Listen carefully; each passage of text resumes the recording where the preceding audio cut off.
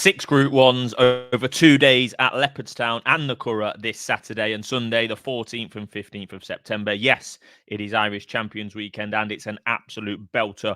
All sorts to look forward to. And the most recent entries at the 4 and 5 day stage for the both days are in. And for me, this is where the Group 1s of the autumn season kick off. They really get underway here. We've got lots of clues this weekend for the Arc, Champions Day, the juvenile Group 1s that are to come at the likes of Newmarket, etc. This is really where it really kicks off, and the champions in most of the divisions are crowned in the next few weeks, starting here. At the Irish Champions Weekend, the Irish Champion Stakes itself has turned into one of the best races in Europe over the last few years, really since this weekend was put together. And that could well and should well be the case again here in 2024.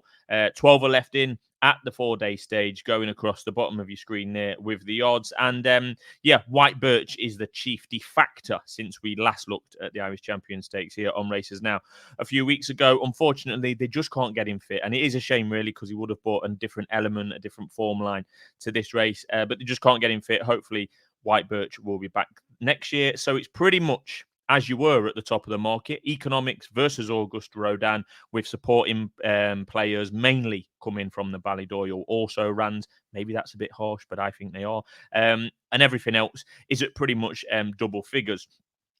Economics, I said it before, is the most exciting horse in training to my eye.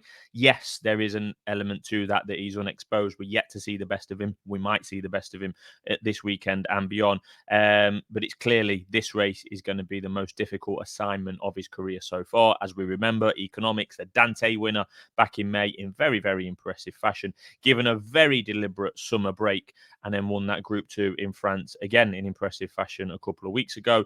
This is a different task, a tough one, and we're going to find out just how good Economics is come Saturday, that is for sure, and very much looking forward to it. Auguste Rodin needs quick ground. We know that. We're told that. We know that. And he's unlikely to get it rattling quick with the weather this week. There's been plenty of rain up and down the UK. I think that has migrated over to Ireland as well. Yeah, I mean, the weather forecast is pretty dry, but is it drying hot weather to dry that ground out that Auguste Rodin needs, like we saw at the height of the summer in Royal Ascot in June, where he put in that career best in the Prince of Wales's? Is he going to get that quick ground at Leopardstown this Saturday? I think not. That's not to say he can't win, but he does need that quick ground to be seen at his best, and I don't think he's going to get it. So Auguste Rodin, question marks over the ground, and his consistency, as we've levelled the criticisms levelled at that horse before. You know, he bombed out at Ascot last time, again in the King George for the second year running. The 10 furlongs is surely too short for Los Angeles. I've been saying this for a while, and Luxembourg probably isn't as good as what he used to be. So, and we've got the potential that the short price favourite, Economics, who's currently in there at 11 to 10, might get ganged up on. We saw last year the team tactics came into play in this very race. They could well do again, and that could make Economics' task even harder. So I do think there is an each way angle and a bet in this race, and that's Ghostwriter, who's currently available at 12 to 1. He would be the bet for me. I do like him.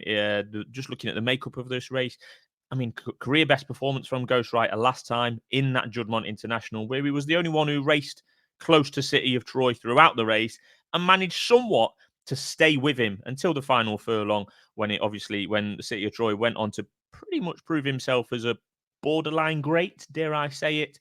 And Ghostwriter, tried to stay with him throughout the race. City of Troy obviously led, set a pretty strong pace for himself. Course record, let's remember. Ghostwriter tried to stay with him. He went off 33 to 1 on the day. I think SD put him up for the Juddmonte.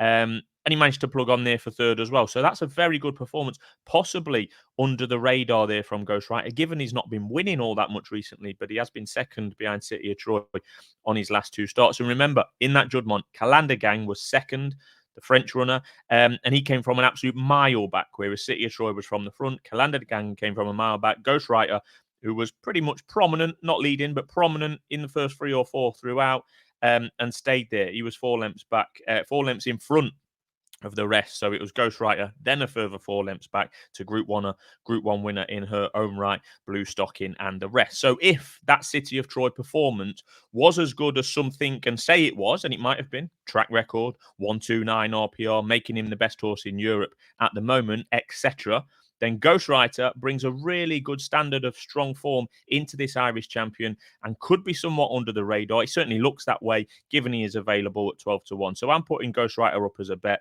I think, and I kind of hope the economics will win.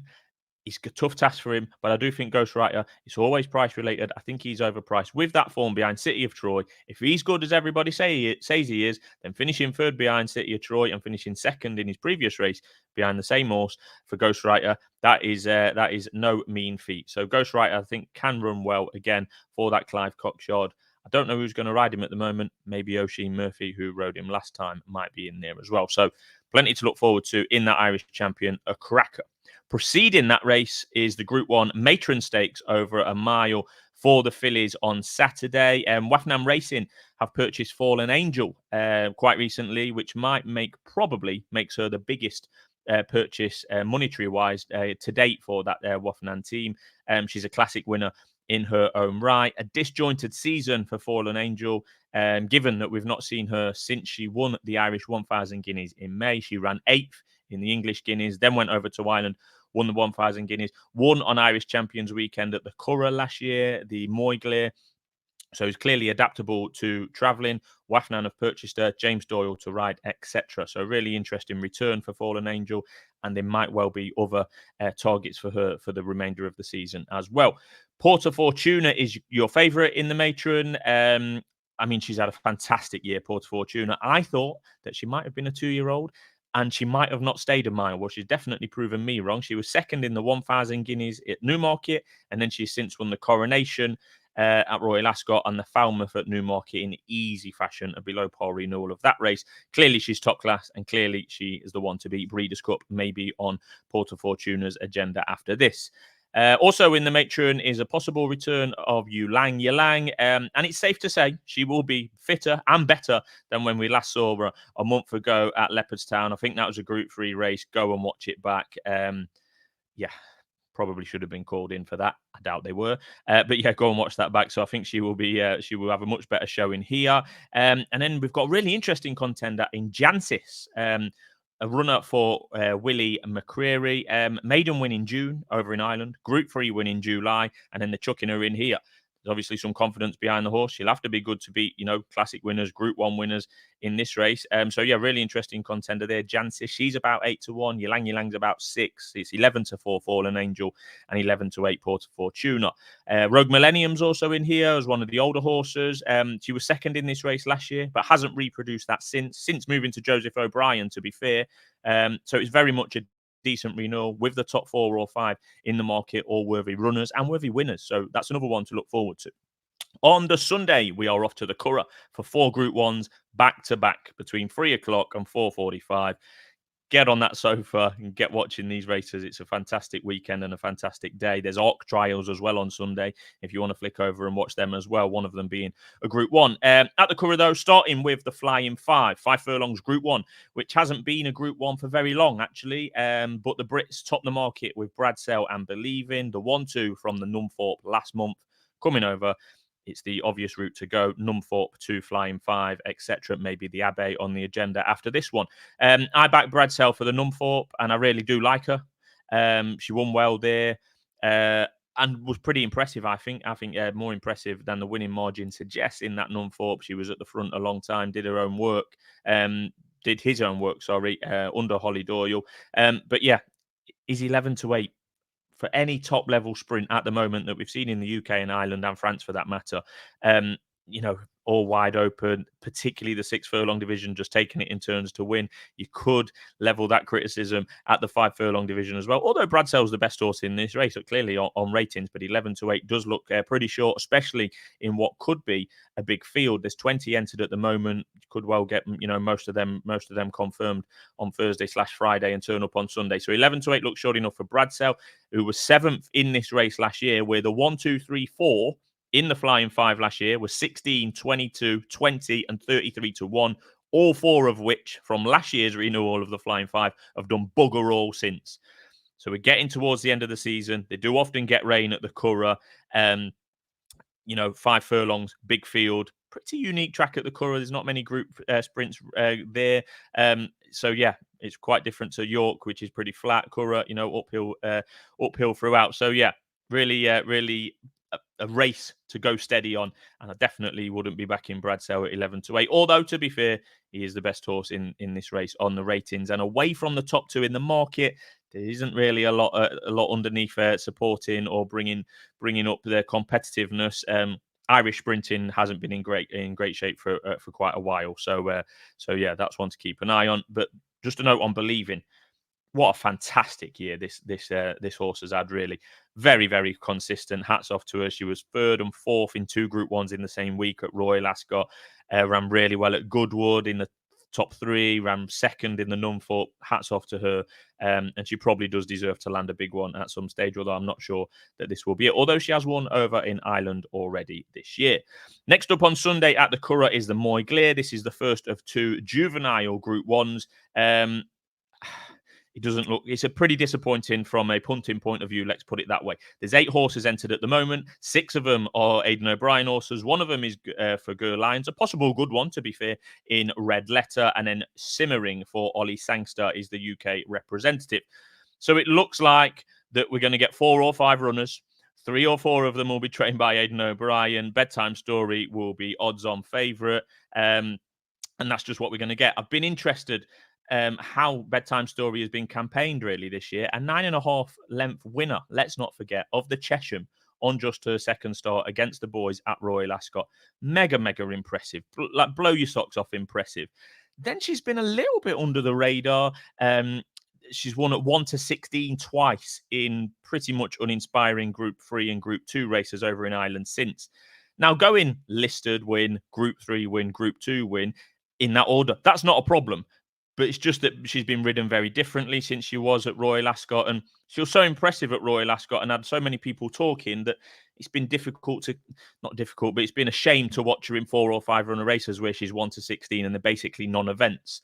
But we can't argue we've had the Ballydoyle boys campaign their horses, and they've got the winning formula. But yeah, I just think she's been ridden differently, and she has been workmanlike in at least one of those victories where she was 1 to 16 in both of them. So as usual, the lads know what they are doing, and this Moyglare could be the coming out party of Bedtime Story.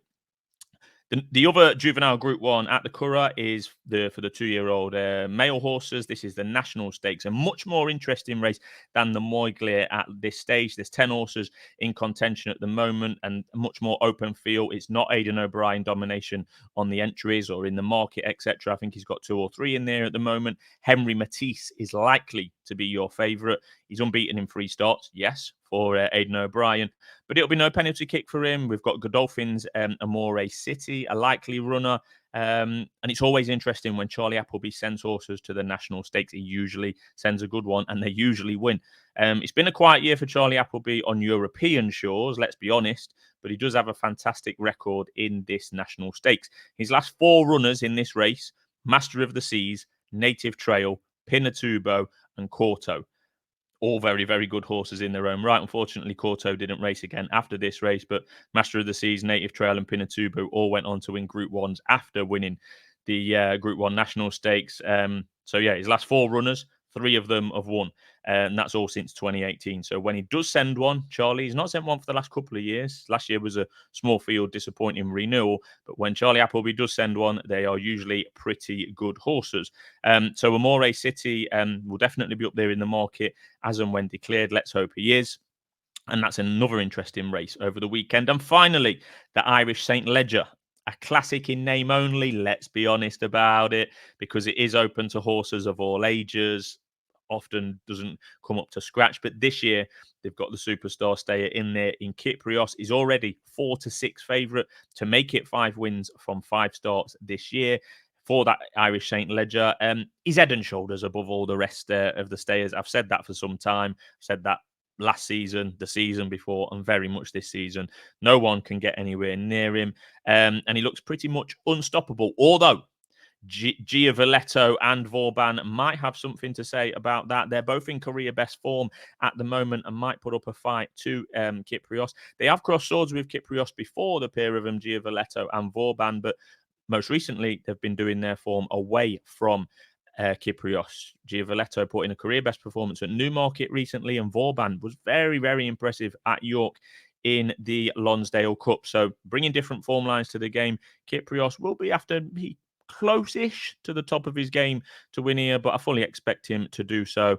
If he performs at his best is better than anyone else's around. He's proven it time and time again, and he might well go on after the Irish Saint Leger to that race, the Stayers race in Paris for Arc Weekend. I think it's called the Cadran or something like that. So loads to look forward to. Just the one bet put up for me, and that is Ghostwriter at 12-1 in the Irish Champion. I think he's gone bang under the radar. He's got really, really strong form behind City of Troy, and I think they're learning about him all the time. He's improving as the season goes on. And I think there's question marks over the likes of August Rodin, definitely Los Angeles dropping down in trip. Economics may well prove to be the best horse in this race and might be one of the best horses in the world, but he has got to go and prove it, and he may well come up against those famous Team Tactics at Leopardstown on Saturday. So what a weekend. Thanks for watching, and we'll be back soon here on Races Now.